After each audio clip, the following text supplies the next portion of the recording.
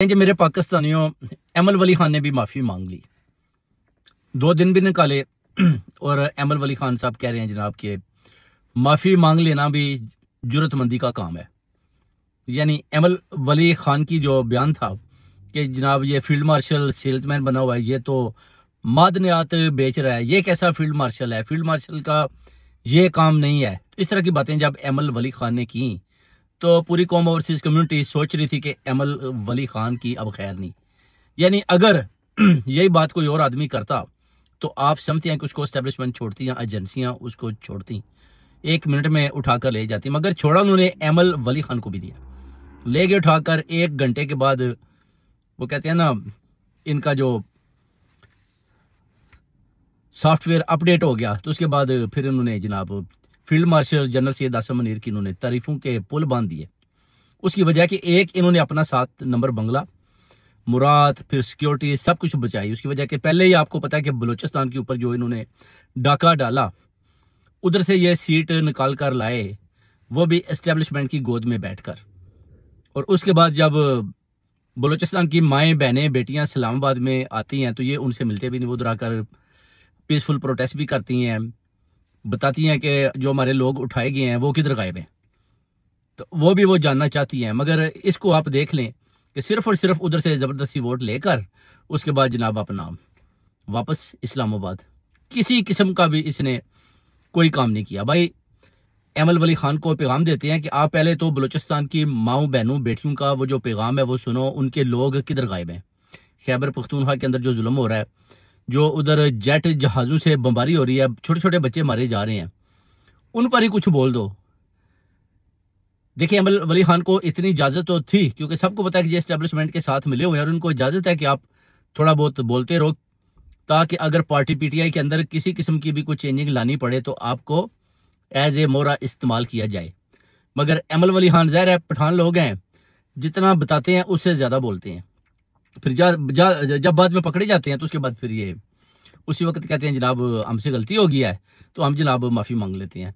यानी बचा खान का जो सबूत है उसने 2 दिन भी नहीं निकाले और एस्टेब्लिशमेंट एजेंसियों के पांव पड़ गया 1 घंटे के अंदर। ये बिल्कुल जैसे अली मीन गंडापुर रेंग रहा था ना, ऐसे ही एमल वली खान भी रेंग रहा था कि मुझे 1 दफा माफी दे दें और मैं जनाब फील्ड मार्शल साहब की इतनी तारीफें करूंगा, बस 1 दफा मुझे जनाब माफी दे दें। और इसको फिर छोड़ा गया है कि ठीक है आइंदा तुमने बोलना है तो तुम्हारी ये हदूद है, अगर इससे ज्यादा बोलोगे तो फिर तुम्हें नहीं छोड़ा जाएगा। इसी तरह मौलाना फजलुर रहमान और जितनी दूसरी भी मजहबी जमातें होती हैं, इनको थोड़ा थोड़ा बोलने की इजाजत होती है। अगर इससे ज्यादा ये बोले तो फिर इनको गिरफ्तार कर लिया जाता है और इनका सॉफ्टवेयर अपडेट कर दिया जाता है, जैसे कि एमल वली खान का सॉफ्टवेयर अपडेट किया गया।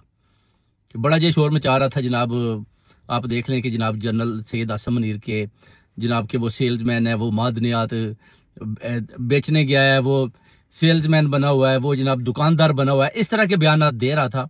मगर 2 घंटे में ये ढेर हो गया, यानी मुकाबला ही नहीं कर पाया।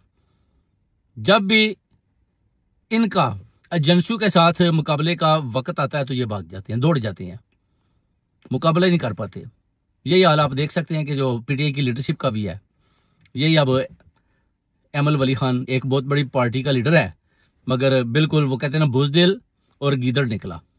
वो खान साहब कहते होते ना कि अगर फौज गीदड़ों की हो तो उनका लीडर शेर हो तो वो फौज जीत जाती है, और अगर फौज शेरों की हो तो उसका लीडर गीदड़ हो तो वो फौज हार जाती है। क्योंकि लीडर जब बुज़दिल होता है तो फिर जो साथ फौज है वो भी उसी तरह ही फिर अमल करती है जैसे उनका लीडर होता है। तो अब एमल वली खान से बंदा आदमी पूछता है कि आप अब उन लोगों के लिए फिर आवाज उठाएं जो इस्लामाबाद में आते हैं बलूचिस्तान से, जिनके घर वालों को उठा लिया जाता है, जिनके बच्चों को गायब कर दिया जाता है। आप उनके लिए आवाज बने। जब वो इस्लामाबाद में आते हैं तो आप उनसे मिलें, क्योंकि आपने उनका वोट चुराया हुआ है, आपने जबरदस्ती डाका डाला हुआ है, फार्म 47 की हुकूमत के साथ इताद करके आपने मिलकर ये सीट निकाली हुई है। तो फिर खैबर पख्तूनख्वा में जो उधर लोग जेट जहाजों के साथ मारे जा रहे हैं, बमबारी हो रही है, तो उधर भी तो कुछ ना कुछ बोले ना। तो ये तो सीधी सीधी गद्दारी कर रहे हैं ये लोग। आप देख सकते हैं कि यानी ये मुकाबला नहीं कर पा रहे और ये किसी किस्म की डेमोक्रेसी को फरोग नहीं दे रहे। सिर्फ और सिर्फ ये सारी जमातें आप देख सकते हैं कि एस्टेब्लिशमेंट की गोद में बैठकर अपनी अपनी सीटें और अपना अपना फ्यूचर बचाने के चक्कर में है। ये कहते हैं कुछ भी हो जाए, सब कुछ दाव पर लग जाए, मगर हमने जो है ना साथ सिर्फ और सिर्फ एस्टेब्लिशमेंट का देना है।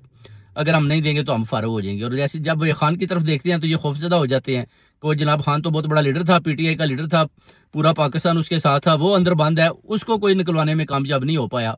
तो हमारे साथ तो पहले 2-4 आदमी हैं, तो अगर हमें अंदर कर दिया तो फिर हमें कौन निकालेगा।